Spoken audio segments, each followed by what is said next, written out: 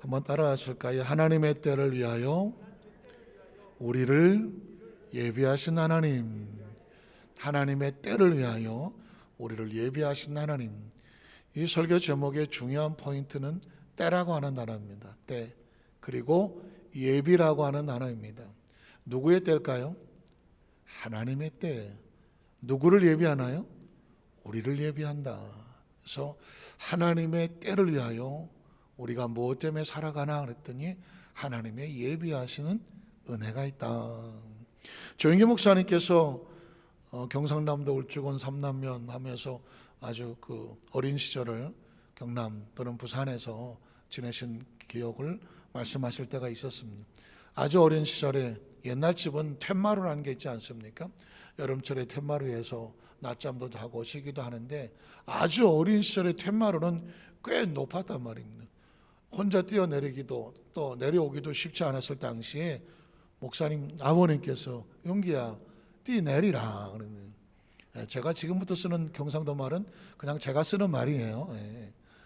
뛰내리라 그러니까는 목사님께서 못 뜁니다. 왜 못 뛰노? 너무 멀어요. 어린아이가 볼 때는 텐마루가 너무 멀거든요. 뛰어내리려고 하니까 괜찮다. 내가 안아줄구만. 그랬더니 안 돼요. 못 뛰어요. 뛰라. 그러니까 못 뛰어. 그러니까요. 왜 못 뛰나? 했더니 너무 높아요. 높으죠. 멀고 높은데 어떻게 뜁니까? 내가 받아준다 카이. 못 뛰어. 뛰라. 그냥 옥신각신하면 왜 못 뛰노? 했더니 떨어지면 어떡합니까? 아버지가 받아준다는데 떨어지면 어떡하냐 그런 거네. 이놈의 자식아 내가 받아준다 카이. 아이고 난 안 돼요. 그랬더니 그럼 내 간다. 그러니까 아버지가 간다는 거 했더니 아이고 내 뛸게요 하고 그냥 눈 딱 감고 뛰었다는 것입니다. 어떻게 됐을까요? 받아줬지. 멀어도 높아 보여도 떨어지면 어떡하나 염려해도 아버지가 딱 버티고 있어 받아줬다는 겁니다. 근데 목사님이 그 시절을 잊지 않는다는 것인데 저도 지금 말씀하신 거를 수십 년 전에 들었던 이야기인데 잊혀지지가 않아요. 어린아이는 왜 텐마루에서 못 뜁니까? 멀어 보이니까. 누구 눈에? 아이의 눈에. 왜 못 뜁니까? 높아 보이니까. 누구 눈에? 아이의 눈에. 왜 못 뜁니까? 떨어질 것 같으니까. 아버지가 못 받으면 떨어질 것 같으니까. 그래서 못 뛰겠다는 것입니다. 그런데 여러분 우리가 볼 때에 어른의 눈에 보면 높습니까? 높지 않습니까? 안 높거든요. 뭡니까? 안 뭡니까? 안 멀거든요. 받을 수 있습니까? 못 받습니까? 충분히 받죠. 세상에 어떤 사람이 자기 아이가 뛰는데 받지도 못할까 하면서 뛰내리라 내가 받아줄게 그럴 부모는 없잖아요. 더 정신 집중해서 아이를 정성껏 받지 않겠습니까? 우리가 신앙생활을 하면서 왜 우리는 하나님과 이런 시각의 차가 날까? 그건 뭐냐면 우리의 눈으로 세상을 바라보기 때문에 그렇습니다. 성경에 보면 창세기 12장에 하나님께서 아브라함을 선택하셔서 하나님의 관점으로 말하거든요. 이제부터 네가 내가 지시하는 곳으로 가면 내 말대로 뛰어내리면 내가 너로 큰 민족을 이루게 하고 내 이름을 창대하게 만들고 네게 복을 주어서 천하 모든 백성이 너와 네 자손으로 말미암아 복을 받으리라. 그러니까 어떻게 내 말 듣고 따라와 뛰내리라 하는 말이거든요. 그런데 아브라함이 처음부터 그렇게 안 하더라고요. 가나안 땅을 갔더니 기근이 있어요. 그러니 아이쿠 여기 있으면 죽겠네 하고 애굽으로 도망을 가더라니까요. 사라를 통해서 자식을 주겠다고 말했는데 사라가 나이가 90인데 어떻게 납니까? 하면서 사라는 거들떠도 안 보고 젊은 하가를 통해서 어떻게 자식을 낳을까 해서 이스마엘 낳더니 그것만 붙잡고 늘어지네. 하나님께서 야, 네 이름도 바꿔라. 아브라함을 아브라함으로 사라를 사라 바꾸라 그랬더니 아이고 아브라함은 엎드려서 웃고 사라는 문간 뒤에서 웃고 하나님이 말이 안 되는 일을 왜 하십니까? 왜 이런 일을 할까요? 아브라함의 눈에 사라의 눈에 저와 여러분의 눈에 하나님 말씀하는 게 너무 높아요. 너무 멀어. 또 안 되면 어떡할 거야? 어린아이가 텐마루에서 가지고 있는 생각이나 우리가 하나님 앞에서 말씀 앞에 하는 생각이나 전혀 다를 게 없는 거예요. 그럼에도 불구하고 마치 하나님께서는 어린아이의 아버지처럼 말합니다. 내가 받아줄게, 내가 안아줄게, 내가 보호해줄게, 넌 충분히 뛸 수 있어, 충분히 뛰어, 내가 안전하게 해줄게, 이렇게 말씀하는 거거든요. 그런데 여러분 보십시오. 창세기 21장에 보면 정말 하나님의 말씀대로 사레가 아들을 낳습니다. 이름을 이삭이라고 합니다. 아브라함과 사레가 이삭을 낳고 어떻게 말했을까요? 한번 따라왔을까요? 이게 되네. 이게 되네. 분명히 내 생각과 내 계획과 내가 살아온 방향으로 보면 이거 안 되는 거거든. 근데 이게 되네. 지금 이건 엄청난 메시지입니다. 성경을 읽는 성도들이 그 부분에 와서 이걸 못 깨달으면 늘 도망가고 피하고 또 잔 텐트 안에 숨고 이름을 바꾸고 뭘 바꿔줘도 맨날 안 된다고 말하는 거거든요. 아마 어린아이가 뛰어내리고 아버지 품에 딱 안겼을 때 이게 되네, 안 떨어지네, 멀지 않았네, 높지 않았네, 걱정 안 해도 됐네, 어떻게 생각하십니까? 한 번 더 따라하실게요. 이게 되네. 여러분, 크리스찬이 넌 크리스찬과 차이는 뭐냐면, 넌 크리스찬은 재수를, 운을, 요행을, 이런 걸 따라다녀야 되는 거거든요. 그런데 크리스찬은 뭐냐면 하나님의 약속의 보증에 따라서, 그 약속의 보증에 따라 살아가는 거거든. 그런데 세상적으로 볼 때는 운이 좋은 사람으로 보이지만 하나님의 말씀 안에 들어오면 그 사람은 하나님의 약속으로 인하여 안 될 일도 되는 사람이거든. 이게 머릿속에 품고 있으면 세상을 살아갈 때 이게 되는데 그건 안 되겠어? 한번 따라하실까요? 이게 되는데 그건 안 되겠어? 뭐가 생깁니까? 용기가 생기잖아요. 자신감이 생기잖아요. 그 다음에 어디서 뛰라고 그러면 뛰겠어요? 안 뛰겠어요?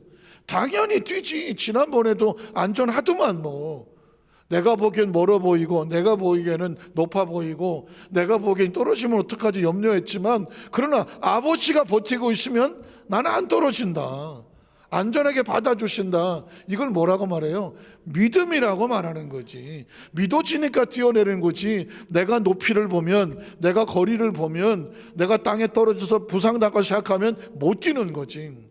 그런데 아버지를 보니까 뛰어지는 것이고, 그래서 우리가 성경을 통해서 아브라함이 되면 나도 된다.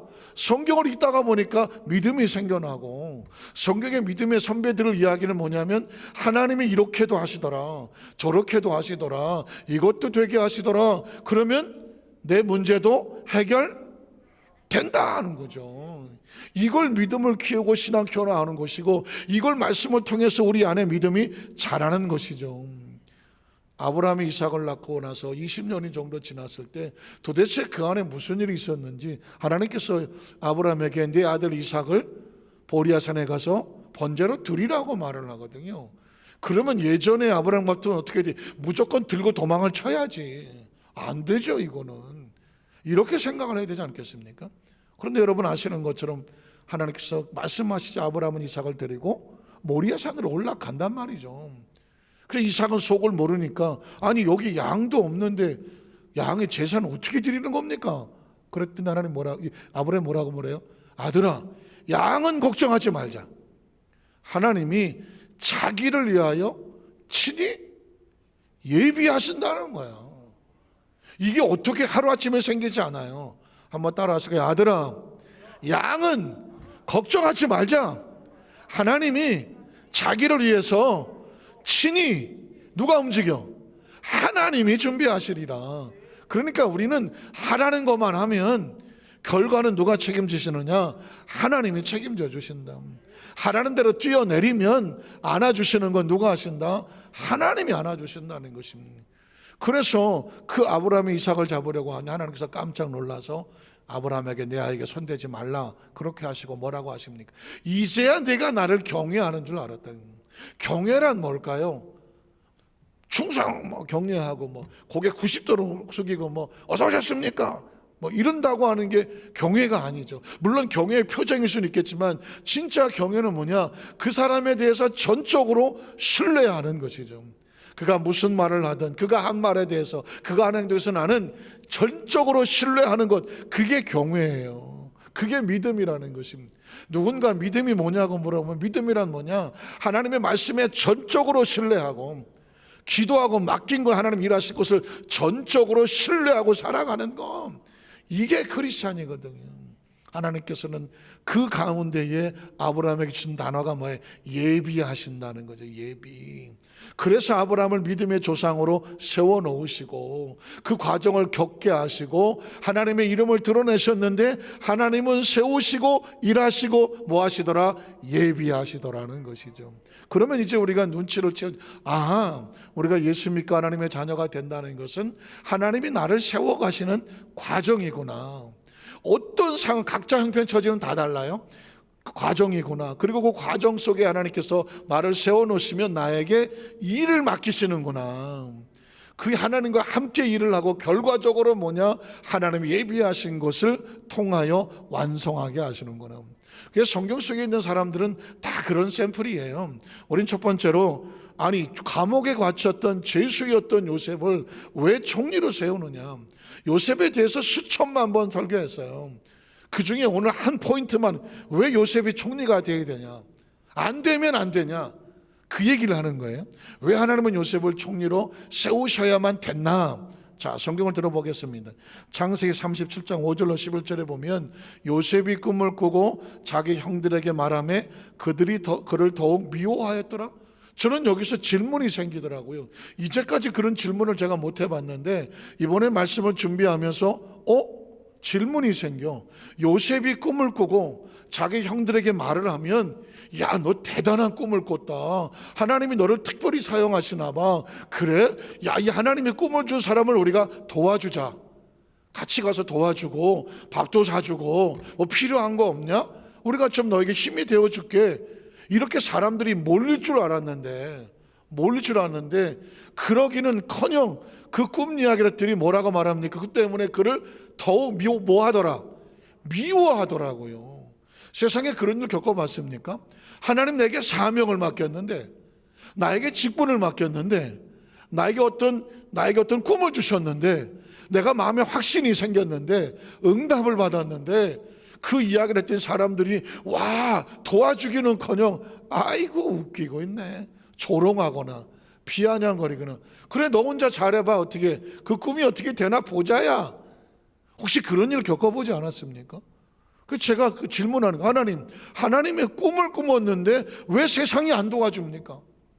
왜 사람이 안 도와줍니까? 왜냐하면 요셉을 보니까 꿈을 꿨는데 도와주기는커녕 더 미워하는 거예요. 많은 크리스찬들이 여기서 실망하기도 하잖아요. 내가 예수 믿었는데, 사명을 받았는데, 직분을 받았는데, 하나님의 꿈을 받았는데, 응답을 주셨는데 왜 하나님의 꿈을 꾸고 하나님 일을 하려고 하는데 왜 사람이 안 도와줍니까? 오히려 그것 때문에 나를 조롱하고 나를 대적하려고 합니까? 이 문제를 어떻게 해결하죠? 그 다음 절에 보면 이렇게 말합니다. 요셉이 그들에게 이르되 청하건대 내가 꾼 꿈을 들으시오. 이 양반이 눈치도 없어.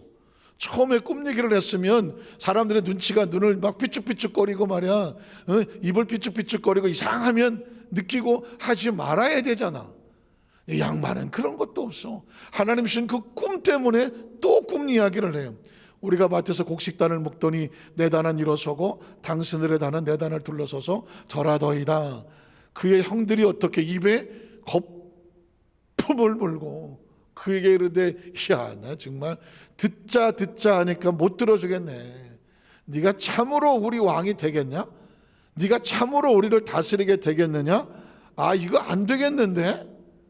그의 꿈과 그의 말로 말미암아 그를 더욱 미워하더라고요.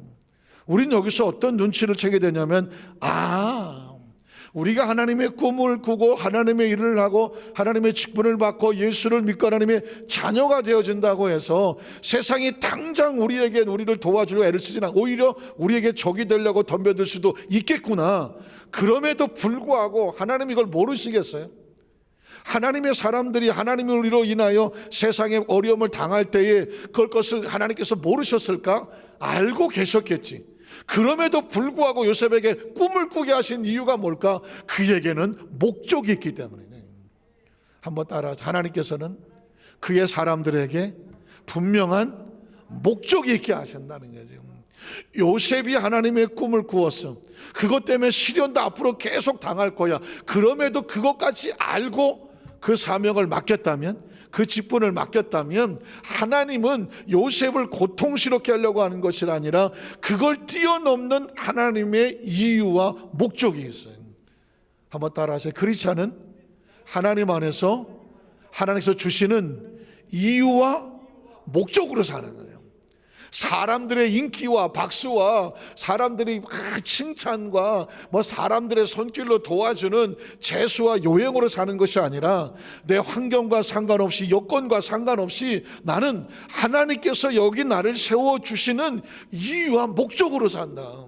믿으십니까? 사람들이라고 하는 건 내가 좀 잘 나가는 것 같으면요, 몰려들고요, 마치 정승집에 개가 죽으면 사람이 문인잔인해를 이루어. 그러나 정승이 죽으면 쥐새끼 한 마리도 안 보여. 사람이 좀 안 된다고 싶으면요, 있던 친구도 다 떠나가는 거거든. 사람은 그래. 그러니까 사람이 몰린다고 어깨 움직일 필요도 없고, 사람이 떠나간다고 해서 실망할 이유도 없어. 어차피 그리스도는 사람으로 살지 않아. 무엇으로 살까요? 하나님의 목적과 이유로 살아. 하나님의 이유와 목적이 정확하면 사람이 도와주든 도와주지 아니하든, 환경이 여건이 힘들든 어려우든 그건 아무런 문제가 되지 않아. 왜냐하면 여건이 어려우면 하나님이 여건을 채워주실 것이고, 사람이 안 도와주면 하나님이 도와주실 것이고. 왜? 하나님의 꿈을 이루려면 누군가 도와야 되거든. 사람이 안 도와주면 누가 도와준다? 하나님이 도와주는 거든. 자, 세상이 꿈으로 인하여서 요셉을 더욱더 미워하면 하나님은 요셉을 어떻게 할 때 더욱더 가까이 하고 사랑하겠지. 더욱더 가까이 사랑하겠지. 계속 읽어볼까요? 그를 더욱 미워하더니 요셉이 다시 꿈을 그 형들에게 말하여 이르되, 내가 또 꿈을 꾼 중 해와 달과 열한 별이 내게 절하더이다 하니라. 그가 그의 꿈을 아버지 형들에게 말하매 아버지가 그를 꾸짖고 그에게 이르되, 내가 꾼 꿈이 무엇이냐? 나와 네 어머니와 내 형들이 참으로 가서 땅에 엎드려 내게 절하겠느냐? 그 형들은 시기하되 그의 아버지는 그 말을 간직해 두었더라. 요셉이 그날 밤에 잠을 잤겠어, 못 잤겠어? 내 생각엔 잠을 못 잤을 것 같아. 형들한테 핍박당하는 건 그렇다고 하지만 아버지에게도 핍박을 당했어. 아버지에게도. 야, 네 부모가 네 앞에 무릎 꿇어? 이런 시기가 다 있어 이거? 그 순간의 감정을 들었을 때 아버지의 마음을 아프게 했다. 그래서 요셉은 하나님의 꿈을 꾸었으나 이 상황을 굉장히 아파했을 것 같대. 그러나 기억하십시오. 세상의 상처와 아픔을 당하면 그날 밤에 하나님은 요셉을 안고 주무셨을 거다. 안고 주무셨을 거예요. 왜? 세상의 꿈으로 인하여, 하나님으로 인하여 예수로서 당한 아픔과 상처는 하나님이 위로하시는 거예요. 하나님이 풀어주시고 하나님이 지켜주셔야 되는. 어떻게 하느냐고? 성경이 그래요. 창세기 39장 1절로 5절에 보면 요셉이 이끌려 애굽에 내려가매 바로의 친아 시디다 애굽 사람 보디발이 그를 데려간 이스마엘 사람의 손에서 요셉을 샀더라. 말은 좋지만 이것은 노예 상인에게 끌려가서 짐승처럼 돈에 팔려서 그 집에 한번 들어가면 절대 나올 수 없는 노예가 됐다는 얘기거든요. 노예가 됐다는 얘기예요. 그러면 보십시오. 이 꿈으로 인하여 자유를 잃어버린 남의 집에는 노예가 됐어. 그리고 고통과 아픔은 이루 말할 수도 없을 거야. 그러나 하나님의 꿈을 꾼 하나님의 사람, 하나님의 약속을 가진 하나님의 사람들이 고통과 아픔을 당할 경우에 하나님은 내버려 두지 않는다. 세상의 고통이 더 클수록 하나님의 은혜는 더 크게 다가온다. 믿으십니까? 자, 어떻게 애굽에 내려가니 요셉을 하나님께서 어떻게 은혜로 갚으시겠어? 그 다음 절에 보니까 이렇게 말하더라고요. 야훼께서 요셉과 어떻게 하심으로? 함께 하심으로. 홀로 두신다, 홀로 두지 아니하신다. 홀로 둘 수가 없어요. 이걸 기억하셔야 돼요. 요셉은 사람이 아니에요. 하나님의 꿈을 가진 사명자요, 약속이요, 하나님의 비전이에요. 그게 지금 과정을 겪고 연단과 훈련을 받으러 가니 하나님께서 홀로 두시겠느냐? 절대 홀로 두지 않아요. 안고 가셔요. 이스라엘 백성이 애굽에서 나와서 광야를 통과하여 가나안을 갈 때 광야를 지나갔다고 말해. 광야는 사람이 사는 곳이 아니거든. 그런데 거기를 통과하겠다 하나님께서 저 멀리 가시고, 그리고 이스라엘 백성이 그 뒤를 따라갔나요? 너희 행로 중에 너희도 당하였거니와 사람이 자기 아들을 가슴에 아는 것 같이 너희 하나님 야훼께서 너희 행로 중에 너를 어떻게 했다? 안고 갔다. 그는 너희보다 먼저 그 길을 가시고 장막 칠 곳을 찾으시고 밤에는 불기둥으로 낮에는 구름기둥으로 너희를 지시하고 갈 길을 예비하신 자다라는 거예요. 왜 성경에 그런 얘기 할까요? 성경은 여러분 철저하게 사랑의 편지예요. 그 이야기는 사랑이에요. 하나님이 자기 백성을 어떻게 할 줄을 몰라. 이 백성이 잘 크고 성장해서 과정을 가야 되는데 그 과정을 지나갈 동안에 절대로 홀로 두지 아니하신다. 요셉이 연단과 훈련을 받아서 세워가는 과정을 지나가지만 그 과정 가운데 절대로 두지 않는다. 예수님을 구주로 믿으시면 아멘 하시기 바랍니다. 예수를 구주로 믿고 여기까지 달려오면서 여러분, 저와 여러분, 저도 많이 당했으니까 그 예수를 믿었다는 것 때문에, 사명을 가졌다는 것 때문에, 직분을 가졌다는 것 때문에, 하나님 일을 하려고 하는 것 때문에, 예수를 좀 제대로 믿어보려고 하는 것 때문에, 세상과 타협하지 않았기 때문에, 계명을 지키려고 몸부림을 치는 과정 가운데 세상으로 당했던 손해, 세상으로 당했던 조롱, 누군가의 손가락질, 배신, 배반, 그 어떤 고통과 아픔으로 눈물을 흘릴 때 하나님께서 홀로 두셨을 것 같아요? 절대 홀로 두지 않았어요. 하나님은 더 가까이 안고 가셨다는 거 꼭 기억하시기를. 하나님께서 요셉과 함께 하시더라 꿈꿀 때도 얘기 안 했어. 형들에게 조롱당할 때도 그 하나님이 함께 하셨단 말 없었어. 그런데 남의 집에 노예로 팔려가니까 이제 하나님의 정체를 드러내. 요셉은 혼자가 아니다. 한번 따라하세요. 너는 혼자가 아니다. 믿으십니까? 한번 두 손 한번 가슴에 얹으시겠어요? 나는 혼자가 아니다. 누가 함께 하십니까? 하나님이 함께 하심으로, 함께 하시면 어떻게 될까요? 형통한 자가 돼요. 저는 우리 여도수 안산교회 성도들에게 정말 주의하러 간절히 축복한다면 우리 교회 성도들이 형통한 자가 되게 하여 주시옵소서. 형통의 복을 내려 주시옵소서. 여러분, 환경은 문제가 아니에요. 대기업 총수로 올라가 보십시오. 사방이 막히면 그냥 뭐 펜타곤 어디 강남 102층짜리에서도 뛰어내리더만. 사방이 막히면 뭐 총수 아니야 뭐 누구도 안 되는 거예요. 그러나 저 시골에 조그만 구멍가게를 하더라도 형통한 길이 열려주면 날마다 차고 넘치는 거예요. 형통이란 그런 겁니다. 요셉이 남의 집살이를 하는 것 같아도 그 사람이 형통한데 누가 주인인지를 몰라. 이거 형통한 자가 되어 그의 주인 애굽 사람의 집에 있었으나 주인의 복 때문에 덕을 받은 게 아니라 그의 주인이 요셉 때문에 덕을 받은.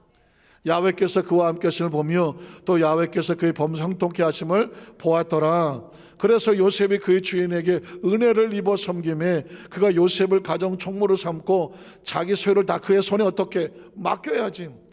이거는 지금 누가 주인인지를 모른다니까. 남들이 볼 땐 요셉이 팔린 것 같지만 그 집안의 내면을 보니까 그 집안의 살림을 누가 하고 있어요? 요셉이 하고 있어. 여러분, 하나님께서, 하나님 백성은 이렇게 만들어 가시는 것이고요. 그 다음 절에 보면, 그래서 그 요셉에게 자기의 집과 그의 모든 소유물을 주관하게 한 때부터 야훼께서 어떻게 요셉을 위하여, 한번 따라하세요. 요셉을 위하여, 요셉을 위하여 그가 함께한 집이 복을 받는 거예요. 그 앱사람 집에 복을 내리심으로 야훼의 복이 그의 집과 밭에 있는 모든 소유에 임하게 되었다는 겁니다. 2021년을 마무리 짓고 2022년을 가면서 우리 여도수 안산교회 성도들이 있는 그 처소에서, 위치에서 여러분 때문에 그 처소가 복을 받기를 축복합니다. 그 사업과 직장이 복을 받기를 원합니다. 그 공동체가 여러분 때문에 하나님께서 복을 주셔서 형통하시기를 주님의 이름으로 축복합니다. 자, 드디어 요셉은 아시는 것처럼 바로의 꿈을 해몽하고 뭐가 됩니까? 애굽의 총리가 됩니다. 우리가 말씀을 지금 말씀에 들어온 목적이 뭐죠?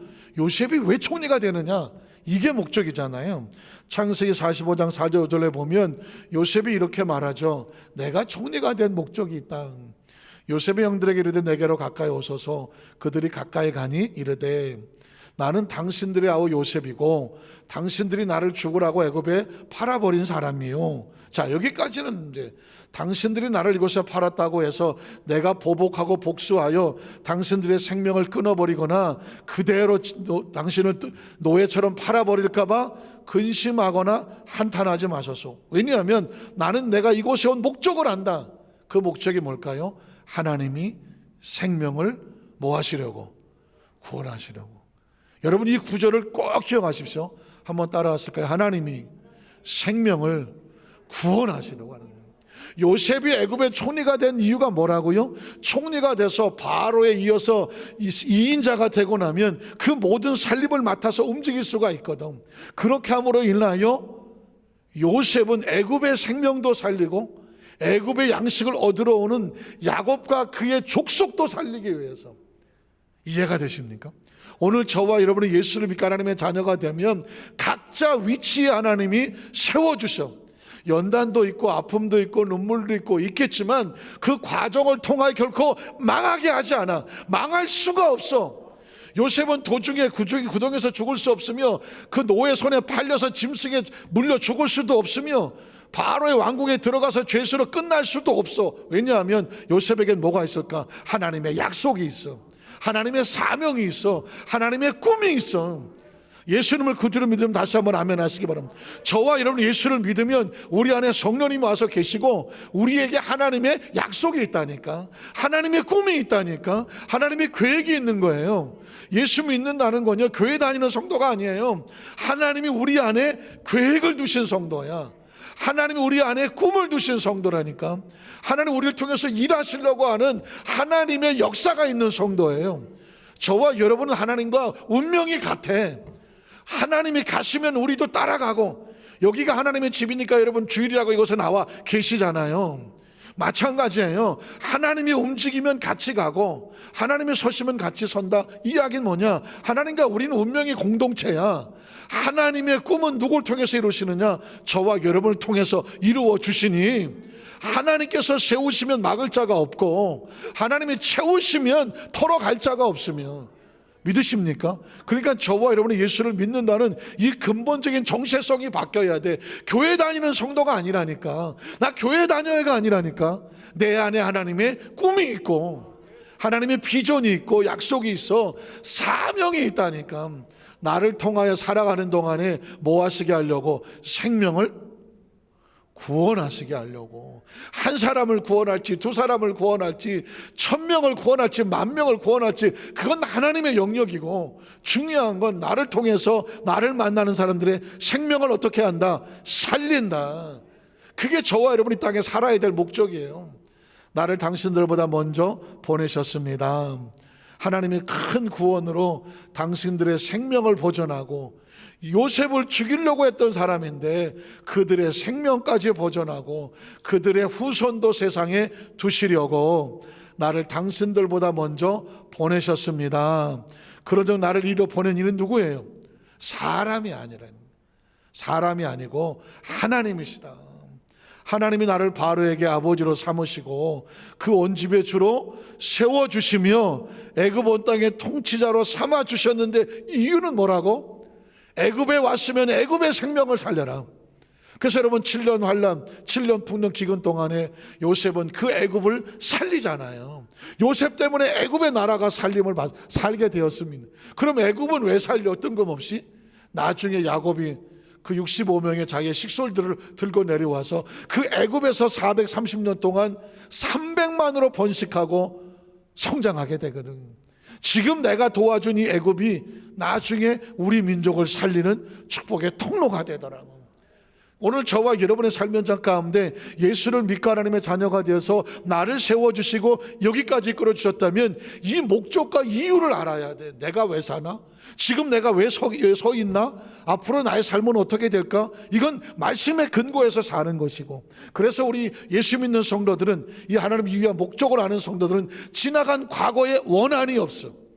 한번 따라하실까? 우리는 예수님 안에서 원한이 없으며 원통함이 없으며 억울함이 없으며 복수가 없으며 보복이 없으며 적개심이 없으며 죽이고 싶은 마음이 없다. 그건 안 하셔? 왜 그럴까요? 왜 그럴까요? 우리의 지나간 모든 것은 나를 이곳에 보낸 건 사람이 아니야. 하나님이 나를 세우시기 위함이고, 믿으십니까? 그리고 나를 통하여 생명을 살리시기 위함이에요. 그거 잘 감당하다가 우리는 어디서 만난다? 천국에서 만나는 거예요. 그럼 어떤 분이 이렇게 말할지 몰라요. 목사님, 그건 요셉의 이야기고요. 내가 요셉하고 같을 수 있나요? 같을 수 있어요. 왜냐하면 성경에 있는 사람들은 이 똑같은 패턴 안에 다 들어와 있어. 그래서 오늘 성경 속에 한 사람 더 찾아보려고 하는 것은 바로 에스더라는 사람이에요. 에스더는요, 바사라는 나라의 포로로 끌려갔던 여자인데, 그것도 여자아이예요, 처음에 갈 때는. 그런데 하나님께서 그를 높이 세우셔서 그 바사 아수르 왕 때에 왕비로 세워. 그럼 여러분 보십시오. 야, 재수 좋네, 운이 좋네? 아니잖아. 크리스찬은 어떻게 한다? 분명한 이유와 뭐가 있다? 목적이 있구나. 저 사람을 왕으로 세울 때는 분명한 목적과 이유가 있어. 하나님의 섭리를 볼 수 있는 이 영적인 눈이 열려지시기를 주의 이름으로 축복합니다. 에스더 2장 15절 18절에 보면 모르드게의 삼촌, 모르드게는 에스더의 삼촌이에요. 아비아의 딸 곧 모르드게가 자기 딸같이 양육하는 에스더가 차례대로 왕에게 나아갈 때 그 나라의 왕후가 갑자기 세상을 떠났어요. 그래서 전국에서 왕후가 될 만한 아무것도 묻지 않고, 보통은 가장 고귀한 신분을 찾아야 되는데 그때 법이 바뀌었어. 아무것도 묻지 말고 그 나라에 정말 아름답고 귀하게 왕부가 될 만한 사람은 무조건 다 데리고 와라. 선택은 누가 한다? 왕이 한다는 것이었습니다. 절대 그럴 수 없는데 왜 이런 일을 벌였을까요? 누가 하시는 걸까요? 하나님이 하시는 거죠. 결론부터 말하면 왜 이런 일이 벌어질까요? 에스더를 왕으로 세우시기 위한 하나님의 작전이죠. 자, 왕에게 나아갈 때에 국녀를 주관하는 내시 헤게가 정한 것 외에는 다른 것을 구하지 아니하였으나 모든 보는 자에게 에스더가 너무 사랑스러움을 받더라는 거예요. 그러니까 왕 앞에 잘 보이려고 온갖 요사를 다 떨었을 거 아니겠습니까? 뭐 갖다 붙일 수 있는 건 다 갖다 붙였을 거 아니에요. 그런데 에스더는 어떻게 했느냐? 기초 화장만 했다는 거야. 가장 기본적인 기초 화장만 하고 갔다는 거예요. 그런데 사람들이 볼 때 화려하게 꾸몄던 다른 여인을 보는 것이 아니라 에스더를 보니까 너무 이뻐. 한번 따라하시죠. 이 세상에 가장 아름다운 화장은 은혜다. 기억하세요. 뭐 그냥 여러 가지 막 하려고 애는 쓰시는 건 좋아.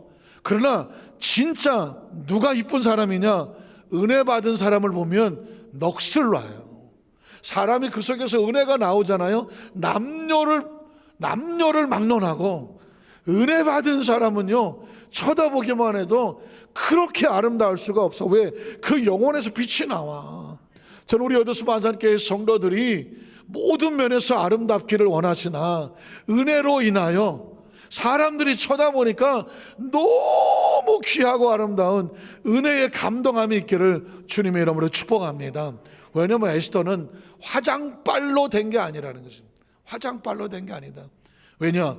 보는 자에게 사랑을 받더라. 그 다음 절에 보니까 아하스로 왕의 제7년 10월 곧 데벳월에 에스더가 왕궁의 인도대에 들어가서 왕 앞에 나갔습니다. 얼마나 많은 여자들이 그 앞에 지나갔겠습니까? 그런데 왕이 모든 여자보다 에스더를 더 뭐합니까? 사랑함으로. 재수가 좋았나요? 운이 좋았나요? 화장빨이 좋았나요? 머리에 이빠이 훅가시를 많이 넣었나요? 뭘 잔뜩 달았나요? 아무것도 없어. 아무것도 없어. 그런데 왕의 마음을 감동시킨 것은 누굴까요? 하나님입니다. 하나님께서 그 왕의 마음을 감동시키니 에스더를 더 사랑하고 그가 모든 처녀보다 왕 앞에 더욱더 뭘 얻었습니까? 은총을 얻었더라. 그래서 어떻게 됩니까? 왕이 그의 머리에 관을 씌우고 와스티를 대신하여 왕으로 삼은 후에 왕이 크게 잔치를 베푸니 이는 에스더를 위한 잔치라. 모든 지방관과 신하들을 위하여 잔치를 베풀고 또 각 지방의 세금을 면제해 주고 왕의 이름으로 큰 상을 주는. 여러분, 사람이 높아질 때는 절대로 조심해야 돼요. 갑자기 에스더가 왕후가 되지, 왕후가 되어지니까 모든 게 달라지지, 잔치가 벌려주지, 온 나라가 와, 왕후 때문에 우리가 이렇게 잔치를 한다고 왕후 에스더 하고 높일 때 에스더는 자신이 왜 그 자리에 있는지를 알아야 되는 거예요.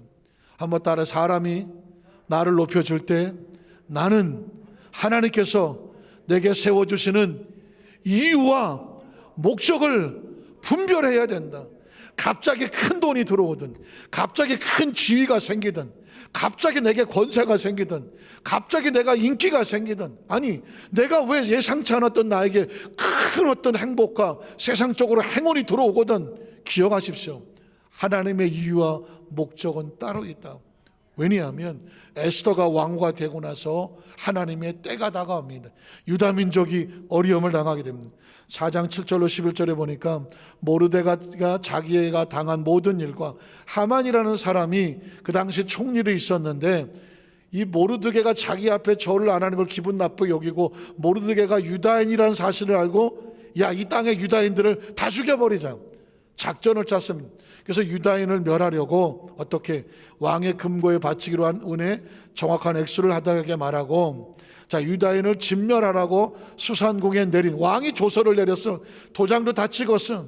초본을 하다하게 주어 에스더에게 보여 알게 하고, 또 그에게 부탁하여 왕에게 나아가서 이제 이 민족이 죽게 되었으니 그 민족을 위하여 왕후니까 왕에게 간절히 좀 구해라, 이렇게 요청하라고 말했습니다.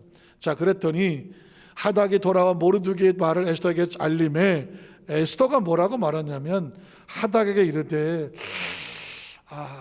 힘든데 이거 너는 모르드게에게 전하기를 왕의 신하들과 왕의 각 지방의 백성이 다 알거니와 남녀를 막론하고 심지어 왕후까지라도 왕이 부르지 않았는데 부름을 받지 아니하고 안뜰에 가서 왕 앞에 나가면 이유 불문하고 오직 어떻게 한다?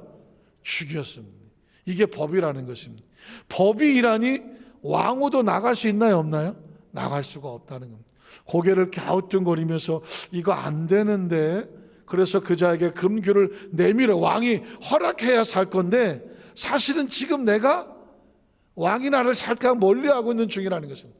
내가 부름을 입어 왕에게 나아가지 못한 지가 30일이나 지나, 한 달 동안 왕이 나를 부르지 않았어. 그러니까 지금 내가 볼 때 왕 앞에 나갈 타이밍이 아니라는, 내 때가 아니라는 것입니다. 자, 그래서 어떻게, 그 다음 절에 보면 내가 못 나가겠다라고 말하니까 그가 에스더의 말을 모르드게에게 전하매 모르드게가 그를 시켜 에스더에게 회답하여, 너는 왕국에 있으니까 모든 유다인 중에 다 죽어도 나는 왕후니까 홀로 목숨을 건지려 생각하지 말아라.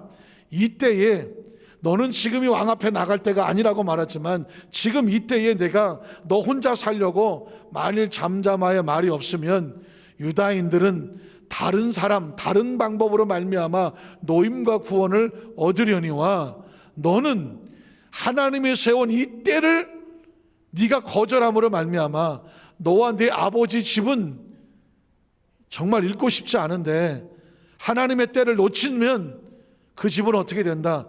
멸망하리라. 그러니까 네가 왕후의 자리에 올라간 것은 재수가 좋고 운이 좋고 네가 이뻐서 된 것이 아니라 하나님의 때를 위함인 줄, 이 때를 왜 쓰시려고 함이 아닌지 누가 알겠느냐. 신앙이란 뭐냐? 때를 분별하는 거거든요. 에스더는 때를 나 아닌 거라고 생각했는데 하나님은 지금 이 때라고 말하는 것입니다. 그런데 에스더가 알아들었습니다. 그 다음 절에 보면 에스더가 모르드게에게 답하여 이르되, 당신은 가서 수산에 있는 유다인들을 다 모으고 나를 위해서 금식 기도를 하되 밤낮 3일을 먹지도 말고 마시지도 말고, 나도 나의 시녀와 더불어 이렇게 3일을 금식한 다음에 규례를 어기고 법을 어기고 왕에게 허락도 없는데 나아가 보겠다는 것입니다. 그래서 왕이 나를 죽이면 죽겠다는 것입니다. 그러니까 내가 왕후의 자리를 지키려고 있는 것이 아니라 내가 왕후가 된 것은 이 죽음을 각오하고 왕에게 이 사실을 알리는 사명이 여기까지면 여기서 죽고, 아무도 아멘 안 하시네. 여기까지면 여기서 죽고, 살려주시면 거기까지 가고, 더 살려주시면 더 가고, 또 살려주시면 또 가고. 믿으십니까? 크리스천은 수명으로 사는 게 아니라 사명으로 사는 겁니다. 산다면 목적이 있어야 되고 목적은 사명이다. 그 사명은 뭐냐? 하나님의 나라를 위한 것이다. 애선 거기서 땅을 치는 거죠. 지금이야. 죽게 되면 죽는다. 내 사명이 여기까지면 여기까지 하겠다. 그래서 어떻게 하니라. 그 다음 절에 보니까 모르드게가 가서 에스더가 명령한 대로 다 행하니라. 결국 어떻게 됐겠습니까? 여러분 혹시 성경을 아시겠지만 하나님께서 에스더가 나아갈 때에 왕이 보고 깜짝 놀랐어요. 30일을 안 봤는데 보는 순간 너무 왕의 마음이 감동이 돼서 에스더에게 지팡이를 내밀고 에스더가 들어오게 죽이지 않았다는 것입니다. 아직 사명이 연장이 된 것이죠. 그리고 에스더가 왕에게 내 소원이 무엇이냐 라고 물었을 때 유다 민족에 죽게 되었으니 이 민족을 살려달라고 말하는 거죠. 하만의 계략에 드러나고 하만은 장대에 매달리고 결국 그 일로 말미암아 이스라엘 백성들이 다시 살고 오히려 존귀해졌습니다. 에스더 8장 15절로 17절에 보니까 모르드게가 푸르고 흰 조복을 입고 큰 금관을 쓰고 자색 가는 배 겉옷을 입고 모르드게도 높아지고 왕 앞에 나오니 수산성이 즐거이 부르며 기뻐하고, 중요한 단어가 뭔지 아십니까? 얼마 전에 전멸될 뻔했던 유다인에게는 영광과 즐거움과 기쁨과 존귀함이 있었습니다. 누구로 인하여? 에스더가 왕 앞에 이 사실을 알림으로 말미암아 유다인이 살았어. 생명을 살았다는 것입니다.